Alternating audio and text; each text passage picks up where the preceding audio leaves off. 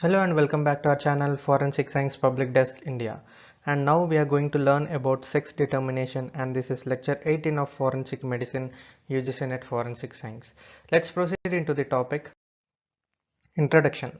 Sex of a person is equally important as the age factor in determining identity of an individual.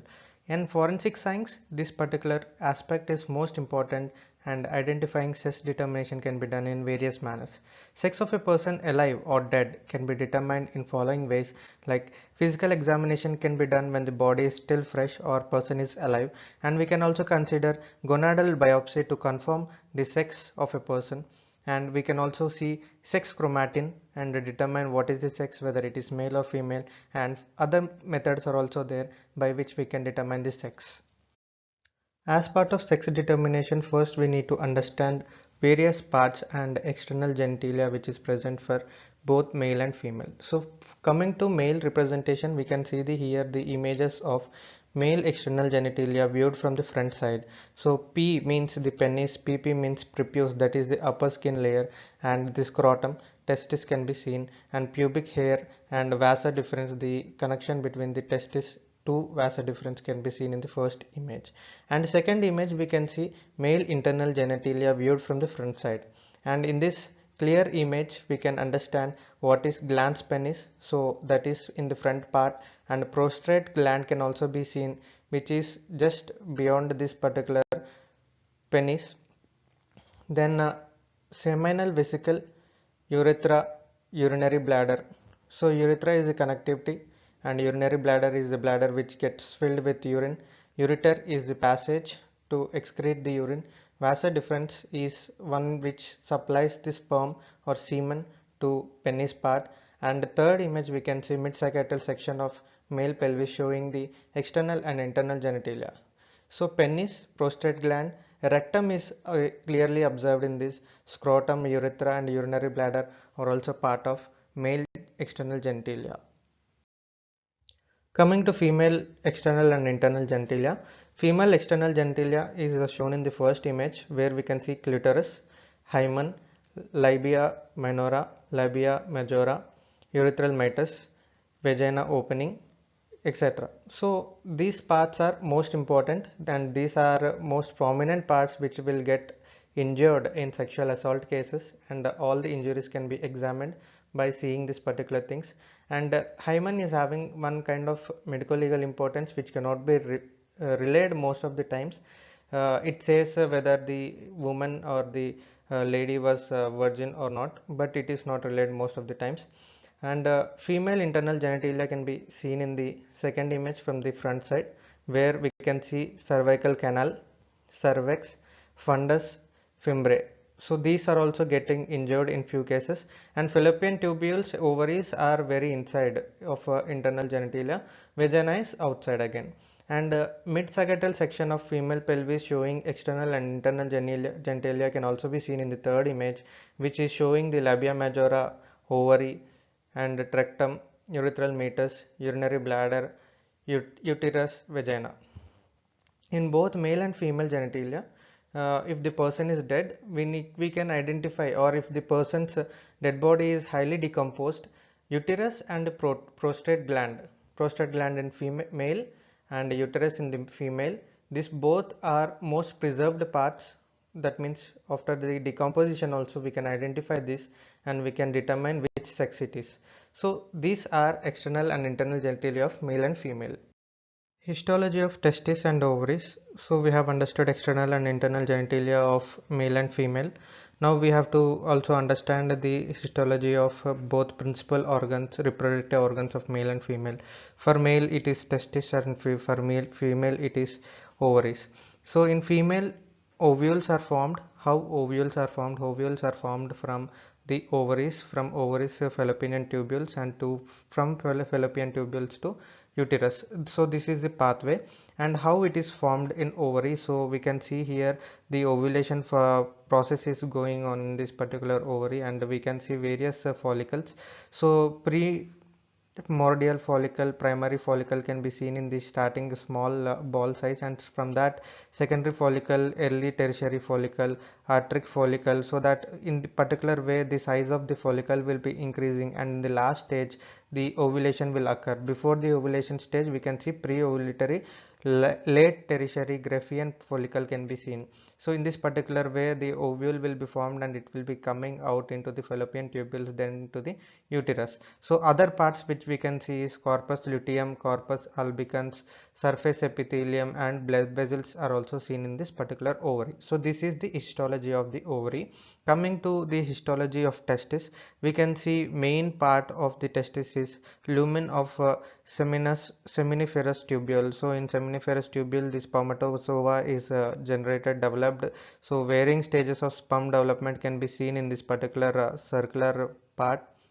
So the heads are facing towards the epithelium of this particular area, and all the tails are viewed inside the central part, and the spermatozoans are developed from these parts and it will be generated outside, and this will be going outside into the vas deferens. Then we can see cytoplasm of Sertoli cells and germatogenium, and in between this particular seminiferous tubules we can see Leydig cells also.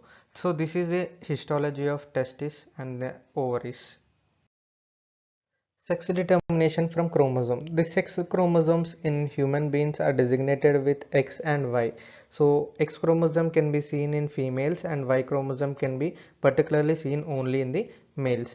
In humans, the sex chromosomes comprise just one pair of total of 23 pairs of chromosomes. That means we are having 23 pairs of chromosomes in male and female, and both in male and female, one pair of chromosomes are designated only for sex determination. Other chromosome, that means other 22 pairs of chromosomes are autosomes and similar in male and female. They are not any different. Okay, only this sex chromosomes will be different. The individual having two X chromosomes is regarded as female, while individual having one X and one Y chromosome is regarded as the male. So you can here see the representation of how X and Y will be looking like. So in female, two X's are there and both the arms of this chromosome are long, but for male it is X is large and it is long, as like the female X chromosome only, there is no different, and Y chromosome notably it is short. So what will happen, how the sex will be formed when the child is born? If the parent ovule and sperm both are carrying this X chromosomes and Y chromosomes from both the sides, they will go on into the meiosis to form a gamete. So gamete formation, the exchange of this particular chromosomes will happen, and if X and X are coming together, it will be giving a female child, and X and Y coming together to form a gamete, then male child can be seen. So this is how sex will be formed in the child born. So we have understood the difference between male and female chromosomes. Considering the chromosomes, again we can identify the gender, that means the sex, by seeing the chromosomal appearances in cellular level. Murray Barr and Edward Bertrand, we have to remember these two scientists who have worked on stained sections of nerve cells in cats, noticed a tiny dark staining blob that was always present only in the nucleus of female cats and never in the males. Similarly, this concept is applied to the humans as well, where it is observed that condensed chromatin of X chromosome is seen on the nuclear part of the cell. So here is the image, first image, where you can see the dark part onto the edges of the cell. So this particular representation, this particular nature, whatever it is there, it will be determining that it is a female. So you can collect the buccal smears, or you can collect the lymphocytes or blood, etc., in which we will be seeing this particular bodies called as Barr bodies, named after Murray Barr. He is the scientist who has identified this particular phenomenon. The X chromosome in a female is seen in the form of chromatin condensation towards the nuclear membrane microscopically in the nucleus of a cell. So it is called as sex chromatin or Barr body. Usually they are better appreciated in the cells of skin, buccal mucosa, cartilage, nerves, amniotic fluid, and also lymphocytes. So these particular tissues can be collected from the individual and we can identify whether it is male or female easily considering, and this particular method is called as gonadal biopsy. And we can also see Davidson bodies in females. Neutrophil leukocytes contain small nuclear attachment of drumstick form. So you can see this is a neutrophil, the second image, and in that sex chromatin is shown as a special part. This special part, this particular outer part, whatever it is there like a drumstick, it is not visible in the male's leukocytes. It is present only in the female leukocytes. Those are called as Davidson bodies. So this is about the gonadal biopsy, which is generally considered for determination of sex by taking the serological samples like the buccal mucosa, cartilage, nerve cells, blood samples, etc. So we have understood the gonadal biopsy, the importance of Barr bodies and Davidson bodies. So these are present in most of the tissues of our body to determine the sex, considering the X chromosome and Y chromosome. So this chromatin condensation can easily be identified by staining techniques. So we are having two staining techniques for two different chromosomes. Quinacridone dihydrochloride is one of the staining reagent which is used for staining X chromosome, that is seen as bright fluorescent body.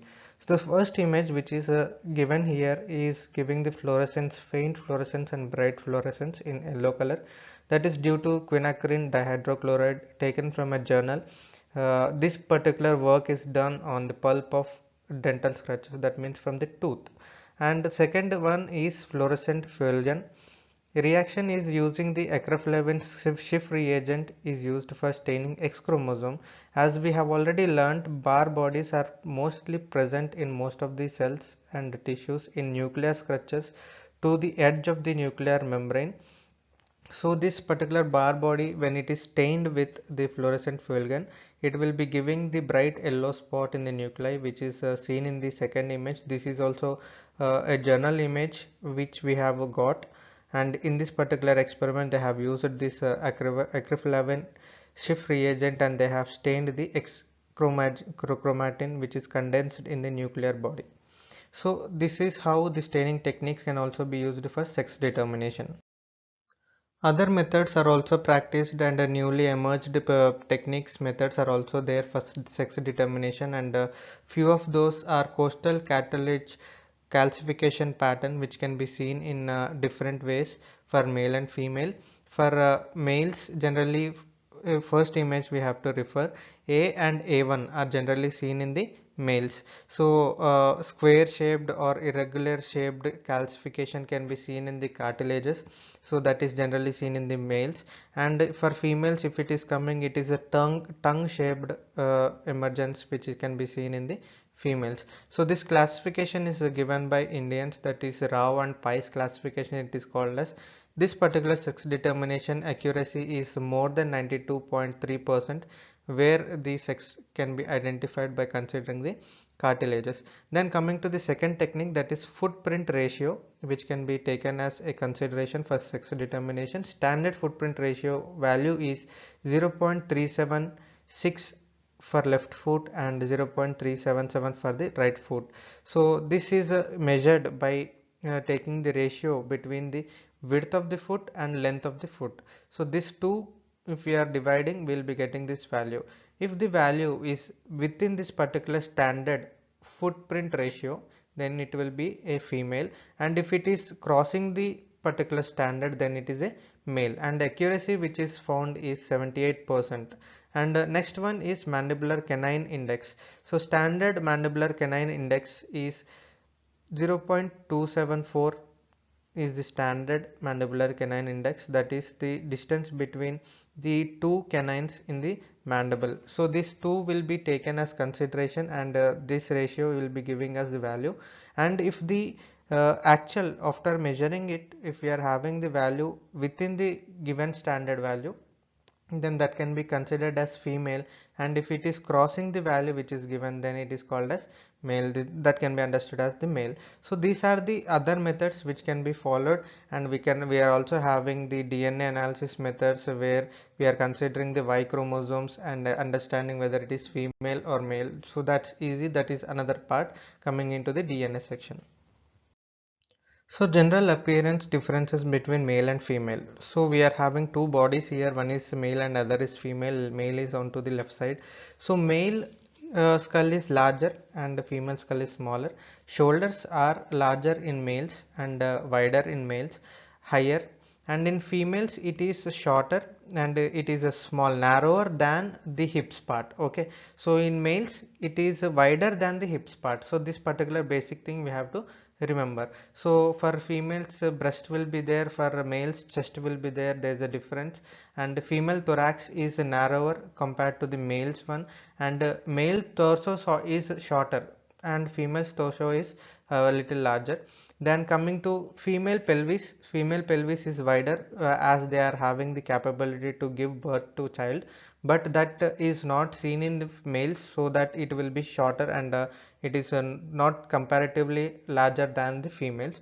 And males arms are longer and females arms are shorter.